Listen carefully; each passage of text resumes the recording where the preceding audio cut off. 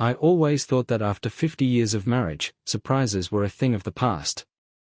By now, Linda and I had built a life that was steady, predictable. We had 3 grown children, a comfortable home in Florida, and a daily routine that never really changed. We had been through everything together, raising kids, building careers, adjusting to retirement. We weren't the young couple we used to be, but we had history. We had trust. At least, I thought we did. Lately, something had shifted. Linda had started acting differently, in ways that didn't make sense. She was going out more, always saying it was with her friends for yoga or lunch. That alone wasn't unusual. She had always been social, but now she was dressing nicer, wearing perfume she hadn't used in years. She started leaving her phone face down on the counter, something she never did before. Then came the little excuses. "I'm too tired tonight," she'd say when I suggested watching a movie together. "I already ate," she'd tell me when I asked if she wanted to go out for dinner. I tried to brush it off. After all, 50 years was a long time. People change. Maybe she just needed space, some new hobbies. But something about it nagged at me. I had never been the jealous type, never been the kind of husband who checked up on his wife's every move. I trusted her. Until the day I found the receipt. It was a quiet Sunday afternoon, and I was in the kitchen making myself a sandwich when I spotted it sitting on the counter. A simple slip of paper, nothing unusual. But when I glanced at it, my stomach tightened. It was from a steakhouse in downtown Miami, one of those high-end places where the bill alone costs more than I used to make in a week. 2 entrees, a bottle of wine, dessert. Over $200. I frowned. Linda had told me she was having lunch with Carol that day. But Carol was a vegetarian. Something wasn't right. I picked up the receipt, turning it over in my hand, checking the date.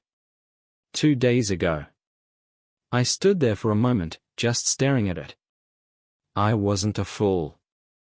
I wasn't the kind of man who made accusations without proof. But I also wasn't blind. That night, when Linda came home, I kept my voice calm. "How was lunch with Carol?"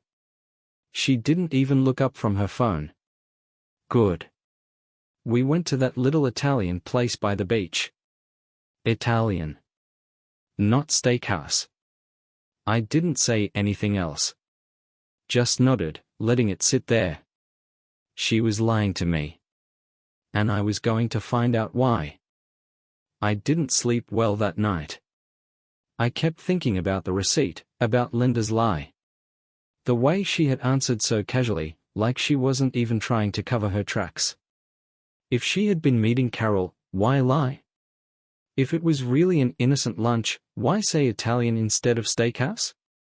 I was done making excuses for her. I wasn't going to be the fool who ignored the obvious. 50 years of marriage didn't mean I had to be blind. So I decided to watch. Linda had always been predictable.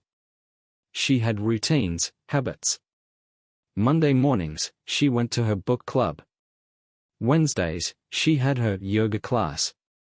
Friday afternoons, she went shopping with her friend Susan. Or so she said. I decided to test that. The next Wednesday, Linda left at exactly 10 a.m., dressed better than usual. Not yoga pants and a sweatshirt, no, this time she was wearing a fitted blouse, dark jeans, makeup. She had even put on perfume. For yoga? I waited 5 minutes after she left. Then I grabbed my keys and followed. I kept my distance, watching as she pulled out of the driveway. Instead of heading toward the community center where her yoga class was held, she took a left at the main road. Away from town. My hands tightened around the steering wheel. She drove for nearly 20 minutes before pulling into a parking lot behind a small cafe. I parked across the street, far enough that she wouldn't notice me, but close enough to see. And that's when I saw him. A man, maybe in his early 70s, well-dressed, with silver hair and a confident posture. He was waiting for her. Linda got out of the car, walked up to him, and the way they greeted each other, too close, too familiar, made my stomach turn. She kissed him on the cheek. They went inside together, sitting at a table near the window. I couldn't hear what they were saying, but I didn't need to. I had seen enough. I took out my phone and snapped a picture. Not because I needed proof for myself, I already knew. But because if this was happening, I wanted her to have no way out. No lies. No excuses. She was cheating on me. And she thought I was too old, too weak, too naive to see it. She had no idea what was coming. I sat in my car for a long time after Linda and her lover disappeared inside the cafe. I wasn't angry, not in the way most men would be. I wasn't shaking, I wasn't seeing red. No, I was something worse. I was cold. 50 years of marriage, 50 years of loyalty, and this was what I got in return? A woman who thought I was too old, too blind, too weak to catch her sneaking around? She had no idea who she was dealing with. I could have confronted her right then. Walked in, made a scene. But that would have been stupid. That's what men do when they let their emotions control them. I wasn't that kind of man. Instead, I did what I always did, I planned. Step 1, collect every piece of evidence I could find. I wasn't about to go into a divorce blind. If she thought she was going to take half of everything I worked for, she had another thing coming. I waited until she came home that evening. She walked in like nothing had happened, kissed me on the cheek like a loving wife. I almost laughed at the audacity of it. "How was yoga?" I asked, keeping my voice even. She smiled, putting her purse down. "Great. We did a lot of stretching today." A lie. Another one. She didn't even hesitate. Good. That would make this even more satisfying. That night, when she fell asleep, I took her phone. She had a passcode now, something she never had before. Too bad she wasn't as smart as she thought. She used our anniversary as the password. Within seconds, I was inside. And what I found made my blood run ice cold. Messages. Hundreds of them. "I miss you already. Can't wait to see you again, my love. Tom has no idea. He's completely clueless." That last one made me grip the phone tighter. Clueless? She really thought I was a fool. I scrolled further. Photos. Videos. Things no husband should ever have to see. I put the phone down, breathing slowly. I wasn't going to lose control. Not yet. Step 2, prepare for war. She thought I wouldn't do anything. She was wrong. I didn't sleep that night. I didn't rage, I didn't cry. I sat in my office, staring at the phone in my hands, reading every disgusting message over and over again. The arrogance. The absolute disrespect. Linda and her lover didn't just betray me. They laughed about it. Tom is so clueless. He's too old to figure anything out. It's like having a free pass. A free pass. That's what she thought this was? She thought I was some senile old fool who would never notice? I put the phone down and leaned back in my chair. She had no idea what I was capable of. If she was going to betray me, she wasn't going to take my money with her. I logged into our joint bank account and transferred half of everything into a private account under my name only. The law allowed it. She wouldn't be able to touch a cent. Then, I cancelled every credit card she had access to. No more shopping sprees. Linda wouldn't know what hit her. Destroying her financially was just the beginning. She wanted to lie? To cheat? To humiliate me? Fine. Let's see how she likes it when everyone knows what she's been doing. I copied every message, every photo, every disgusting little secret from her phone onto my computer. Then, I made an email list. Our kids. Our closest friends. Her yoga group. Even the wives of her lover's business partners. Tomorrow, when she least expected it, they would all know the truth. She thought she was playing a game. She had no idea she was about to lose everything. The next morning, I woke up early, feeling more awake than I had in years. I sat at the kitchen table, drinking my coffee, waiting. Linda's phone was on the counter, charging. She still didn't know I had gone through it. She still didn't know what was coming. At exactly 8 a.m., I pressed send. In an instant, every disgusting message, every photo, every secret was in the inboxes of our children, our closest friends, and even the wives of her lover's business partners.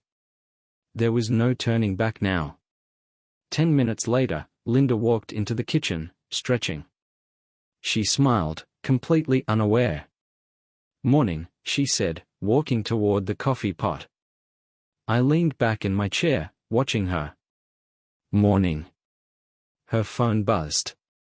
Once. Twice. Then again. Then it started vibrating non-stop. She frowned, picking it up. Her eyes moved across the screen, reading message after message. Her face drained of color. "What the hell is this?" she whispered.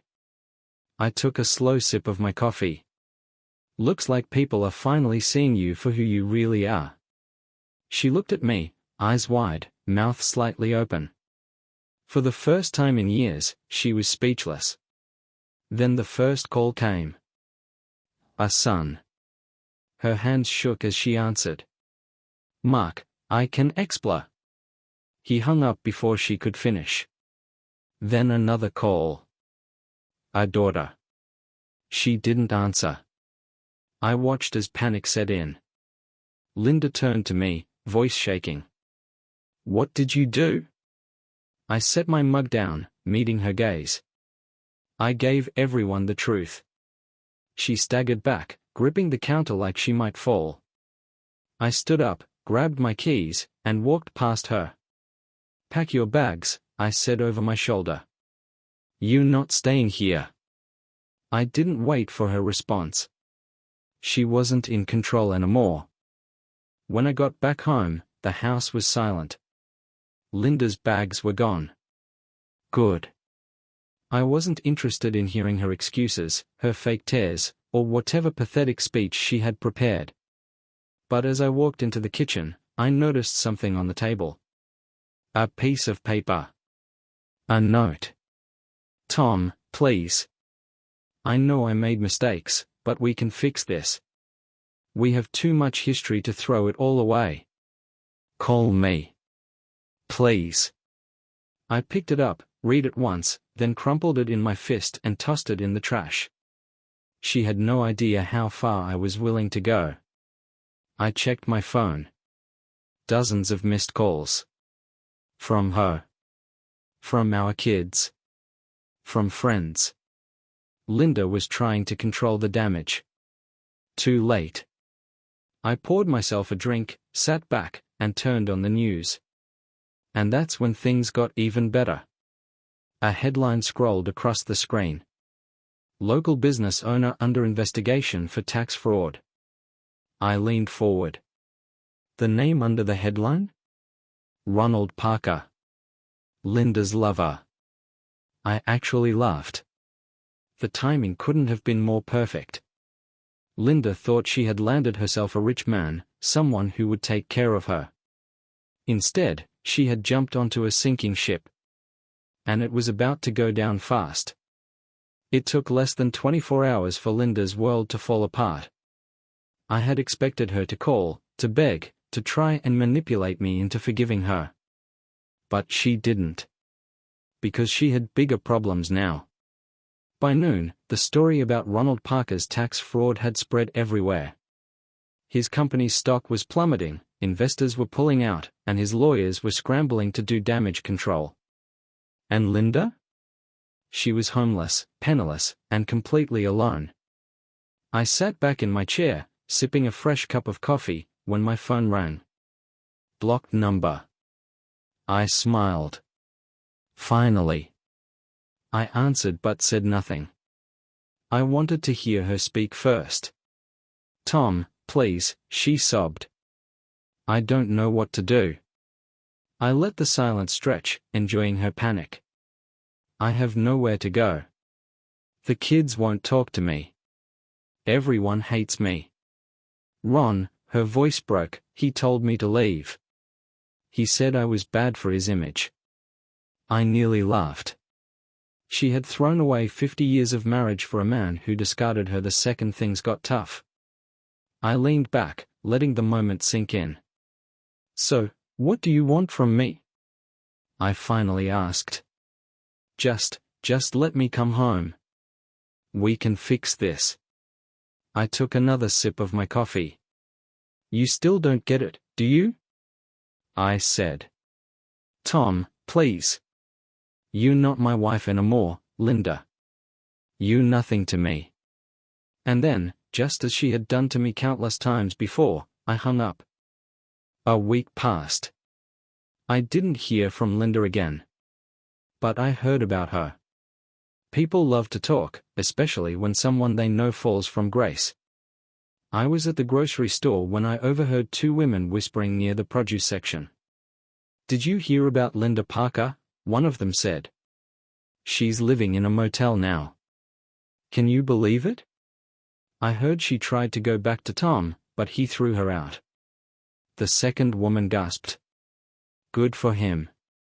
She deserves it. I smiled to myself and walked past them, pretending not to hear. But I did hear. And I enjoyed every word. That evening, curiosity got the better of me. I took a drive. The motel they mentioned was on the edge of town. A cheap, run-down place where people went when they had nowhere else to go. I parked across the street and waited. And then, I saw her. Linda stepped out of a room, wearing clothes that looked wrinkled and unwashed. Her hair was a mess. She looked old. Tired.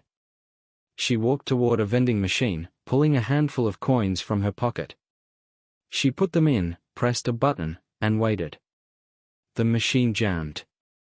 She hit it once. Twice. Then hung her head. I watched as she let out a slow, defeated sigh. And I felt nothing. No sympathy. No regret. Just satisfaction.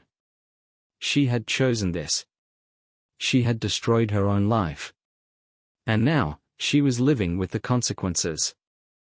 I put my car in drive and pulled away. Linda Parker was no longer my problem. A few more days passed. I hadn't thought about Linda much. I had moved on. But then, something happened that caught my attention. I was at a cafe, enjoying my morning coffee, when I noticed a familiar figure outside. Linda. She was standing on the sidewalk, looking around nervously. And then, she spotted him. Ron. He was sitting at a table near the window, talking to another woman. A younger woman. Linda's expression changed instantly. She stormed inside. I couldn't hear what was being said, but I could see everything. Her face was twisted in anger, her hands clenched into fists. She was yelling. Ron barely looked at her. He leaned back in his chair, shaking his head, smirking. Then he said something short and sharp, and pointed toward the door. Linda froze. Then, slowly, she turned and walked back outside.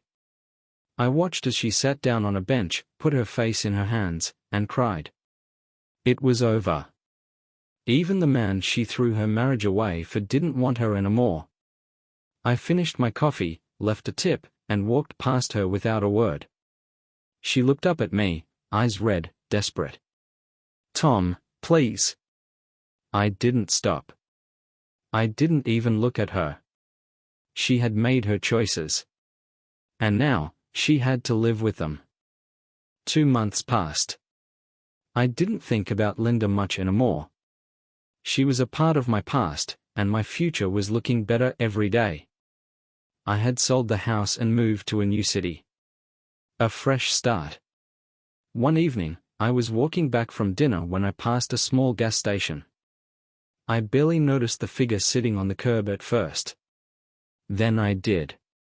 Linda. She looked even worse than before. Thin. Pale. Like a woman who had lost everything. Because she had. She was holding a small cup, staring at the ground, avoiding eye contact with people walking by. She wasn't just broke. She was begging. For the first time in months, she looked up and saw me. Her eyes widened. Tom. Her voice was weak, barely above a whisper. I looked at her for a long moment. Then, without a word, I reached into my pocket, pulled out my wallet, and dropped a $1 bill into her cup. Her face crumpled. Tears welled in her eyes. I turned and walked away, never looking back. Linda Parker had finally gotten what she deserved. And I? I had never felt so free.